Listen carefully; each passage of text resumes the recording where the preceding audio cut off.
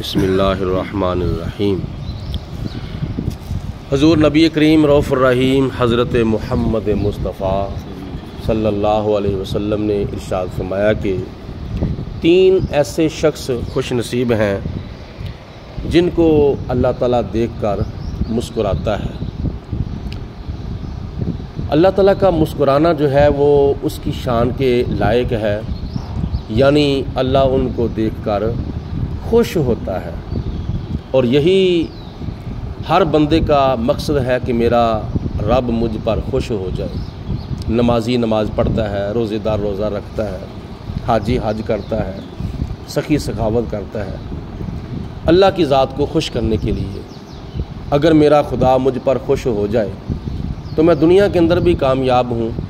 اور آخرت میں بھی کامیاب ہوں۔ اور سارے اعمال سے بڑھ کر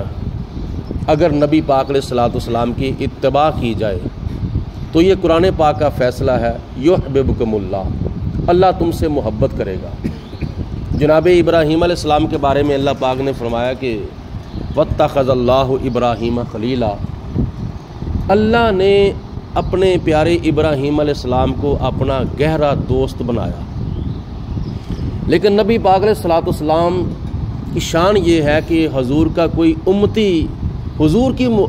اتباع کرتا ہے تو اللہ تعالیٰ اس کو بھی اپنا دوست بنا لیتا ہے۔ اور دوسرے مقام پر اللہ پاک نے ارشاد فرمایا سورۃ مریم کے اندر، ان الذین آمنوا وعملوا الصالحات سیجعل لهم الرحمن ودا، جو لوگ ایمان لاتے ہیں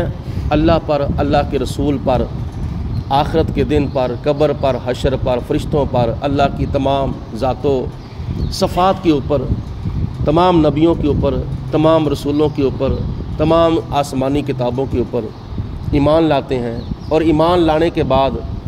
نماز روزہ حج زکوٰۃ کی شکل میں نیک اعمال کرتے ہیں، سیجعل لهم الرحمن ودا، اللہ ان کو ان قریب اپنا یار بنا لے گا، اپنا دوست بنا لے گا۔ یہ اعمال ہیں بندے کو خدا تعالیٰ کے قریب کرنے کے اور خدا کو اپنے بندے کے اوپر راضی کرنے کے۔ تو ان اعمال میں سے 3 اعمال حدیث پاک میں نبی پاک علیہ الصلوۃ والسلام نے صراحتاً ارشاد فرمائے ہیں کہ پہلا خوش نصیب شخص وہ ہے جس کے اوپر خدا راضی ہوتا ہے، جس کو خدا دیکھ کر مسکراتا ہے۔ آج مسکرانے کی، ہنسنے کی بھی 2 قسمیں ہیں۔ کوئی بندہ کسی کی طرف دیکھ کر ہنستا ہے اس کی توہین کرنے کے لیے، اس کی تذلیل کرنے کے لیے۔ خدا نہ خواستہ اللہ تعالیٰ نہ کرے کوئی بندہ آنکھوں سے معذور ہو تو اس کو راستے میں چلتے وقت پتہ نہ چلے آگے پتھر آ گیا ہے، کوئی روڑا آ گیا ہے یا اونچی جگہ آ گئی ہے، جس طرح وہ جمپ اپنا گلیوں کے اندر بنے ہوتے ہیں، تو کسی کو پتہ نہیں چلا، اس کو ٹھڈا لگ گیا، وہ ٹھڈے کی وجہ سے گر جاتا ہے، تو دیکھنے والے جو ہیں وہ دیکھ کر ہنستے ہیں اس کی توہین کے طور پر، اس کی تذلیل کے طور پر۔ یہ چیز مناسب نہیں ہے۔ اور ویسے اگر کسی کی طرف دیکھ کر خوش ہونا، اس کی شکل و شباہت دیکھ کر، اس کے نیک اعمال کو دیکھ کر، یا وہ ایسا کام کر دے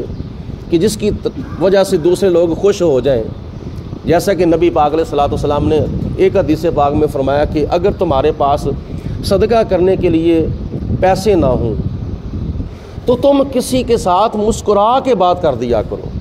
خندہ پیشانی کے ساتھ کسی کے ساتھ گفتگو کیا کرو، اللہ تمہیں صدقے کا ثواب عطا فرمائے گا۔ اور موجودہ حالات میں بھی ایک بات قابل غور ہے کہ نبی پاک علیہ الصلوۃ والسلام نے فرمایا کہ تمہارے پاس اگر صدقہ کرنے کے لیے پیسے نہیں ہیں تو تم یہودیوں کے اوپر لعنت کر دیا کرو، اللہ پاک تمہیں صدقے کا ثواب عطا فرمائے گا۔ یہودیوں کے اوپر نبی پاک علیہ السلام نے لعنت کرنے کی وجہ سے صدقے کا ثواب ارشاد عطا فرمانے کا وعدہ فرمایا ہے۔ تو جب کوئی بندہ کسی کی طرف دیکھ کر خوش ہوتا ہے تو وہ کہتا ہے فلاں بندہ مجھے دیکھ کر خوش ہو رہا ہے، تو وہ اپنے آپ کو بڑا خوش نصیب سمجھتا ہے۔ تو جس کو دیکھ کر خدا خوش ہو جائے وہ کتنا خوش نصیب ہوگا۔ ان میں سے پہلا بندہ ہے وہ نمازی جو نماز پڑھتے وقت صف کو درست کرتا ہے، جماعت کے ٹائم نماز کے ٹائم اپنی صف کو جو درست کرتا ہے، کندھے کے ساتھ کندھا ملا کے صف کو سیدھا کرتا ہے، حضور علیہ الصلوۃ والسلام فرماتے ہیں اس کو دیکھ کر اللہ خوش ہوتا ہے، اللہ مسکراتا ہے اپنی شان کے لائق۔ اور دوسرا بندہ وہ خوش نصیب ہے کہ جب مجاہد میدان جہاد میں جائے تو دشمن کے سامنے سینہ تان کر صف بنا کے مجاہدین جب کھڑے ہوتے ہیں، دشمن کے سامنے سینہ تان کے کھڑے ہوتے ہیں تو ان کی صفوں کو دیکھ کر اللہ تعالیٰ مسکراتا ہے۔ مجاہد جہاد میں جہاد کرتے وقت صف کو درست کرتا ہے، دشمن کے سامنے سینہ تان کے کھڑا ہوتا ہے، نیت اس کی یہ ہے کہ میں نے خدا کی عزت کا بھی تحفظ کرنا ہے، اپنے محبوب اپنے آقا مولا حضرت محمد مصطفیٰ صلی اللہ علیہ وسلم کی عزت کا بھی تحفظ کرنا ہے، اپنے دین کا اپنے ایمان کا تحفظ کرنا ہے، تو اس کو دیکھ کر اللہ تعالیٰ مسکراتا ہے۔ تیسرا شخص وہ خوش نصیب ہے کہ جب گھر کے اندر وہ سویا ہوا ہو، نصف اللیل کا وقت ہو، تہجد پڑھنے کے لیے وہ بندہ اٹھے، سارے گھر کے اس کے افراد سوئے ہوئے ہوں، محلہ دار سوئے ہوئے ہوں، اگر گرمیوں کے دن ہیں تو کاوٹ کی پرواہ نہ کرے، اگر سردیوں کے دن ہیں تو سردی کی پرواہ نہ کرے، ٹھنڈے ٹھنڈے پانی کے ساتھ وضو کرے، گرمیوں کے دنوں کے اندر تھکاوٹ کی پرواہ نہ کرتے ہوئے وہ بندہ کھڑا ہوتا ہے اور اٹھ کر طہارت و پاکیزگی کا اہتمام کرتا ہے، اور پھر اپنی ایک مخصوص جگہ پر آ کے مصلی بچھا کر کھڑا ہو جاتا ہے، اپنا دیا چراغ بتی بجھا دیتا ہے، اندھیرے کے اندر کھڑے ہو کر وہ نماز تہجد ادا کرے، نوافل ادا کرے، اللہ کی بارگاہ میں حاضر ہو جائے، اللہ اس کو دیکھ کر مسکراتا ہے کہ دیکھو یہ سارے گھر والے سوئے ہوئے ہیں، یہ جاگ رہا ہے، کیوں جاگ رہا ہے؟ میری رضا کے لیے، مجھے خوش کرنے کے لیے، تو جب یہ مجھے خوش کرنے کے لیے جاگ رہا ہے تو پھر میں اس کے اوپر خوش کیوں نہ ہو جاؤں۔